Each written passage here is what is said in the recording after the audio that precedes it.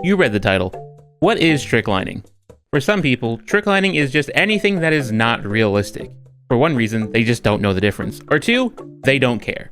But the biggest thing that everyone gets confused about tricklining is that they think it's comp. People will see clips of someone doing the same trick over and over again and assume that's tricklining.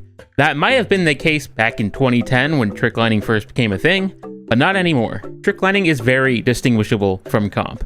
To this day, people still get those two confused, and I wouldn't blame them, mainly because they see this one action used in both comp and tricklining.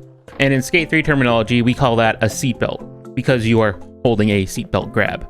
Holding a seatbelt allows you to complete a 360 much easier. Not only that, you can land in manual afterwards, which is very crucial for both tricklining and competitive. Both playstyles require quick and methodical movement, and landing in a manual just helps with the next action. The next action you do is up to you, but when in a manual there is no landing lag, thus the flow of tricks. Going back to the seatbelt, mostly for comp you don't see the seatbelt really used that often. For the most effective method for comp is to do infinite pops, which require no seatbelt grabs. If anything, you're grabbing a tail.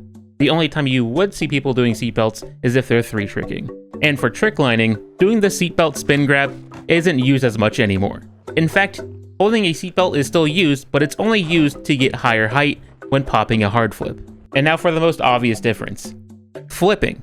Yes, you can do flips in comp, which will give you more points, but these are just for more points. This isn't for style.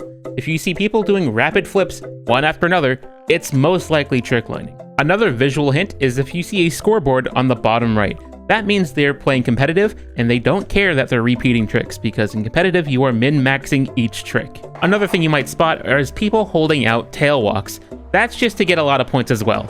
Now there's a question of how to trickline, how to comp, or why do people trickline, why do people comp? And for that, that's a discussion for another time. So until then, just play the game how you want.